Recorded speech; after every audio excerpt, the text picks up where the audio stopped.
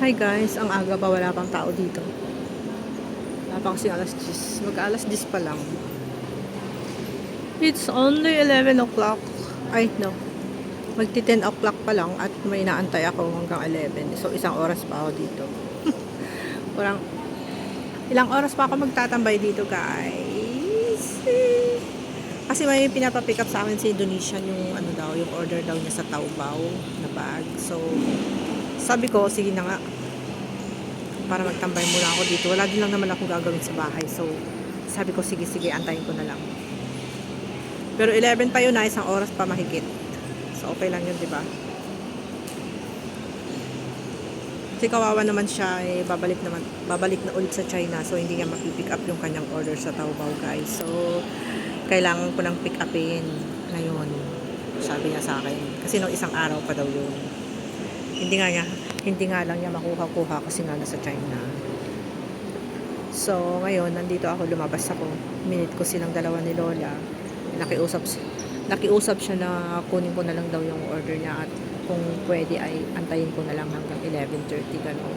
11 o'clock. So, mag-open yung Putomax.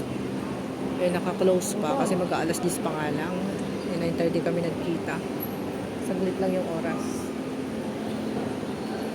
Pero parang inaantay mo na yung oras, parang ang tagal na. Mag-antay pa ako ng isang oras. So ngayon dumadami na yung tao guys. Kasi kanina 9 o'clock, 9:30. Wala pang tao na close pa. Yung mga shop. So ngayon mag-open yung mga shop nila dito 10 o'clock yata. 10 to 11 ganun. May 10 o'clock or 10:30 or 11. So yan. Dumadami na yung mga tao. Dumadami na. Kanina kasi kukunti lang. Pa isa-isa lang yung tao kanina pero ngayon medyo pumapasok na yung mga empleyado. Yung mga grupo dun guys, oh. Ayan yung mga grupo. Yan, dami nila, diba?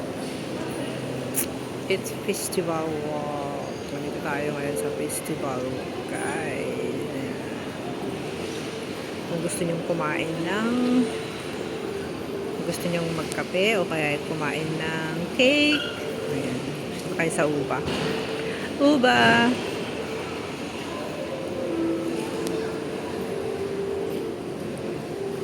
Ganda na kanilang model. Alright, tutor ko kayo dito sa Festival Walk dito sa Kolontong.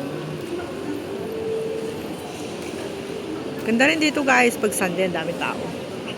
Pero ngayon kasi parang boring kasi wala pa yung mga display. Kasi masyadong maaga pa. Maaga pa para mag-shopping. Tulog pa yung mga shoppers. Ako lang yung maagang lumabas ngayon guys. Kasi nga, minute up ko si Lola. Pero ang cute talaga nito.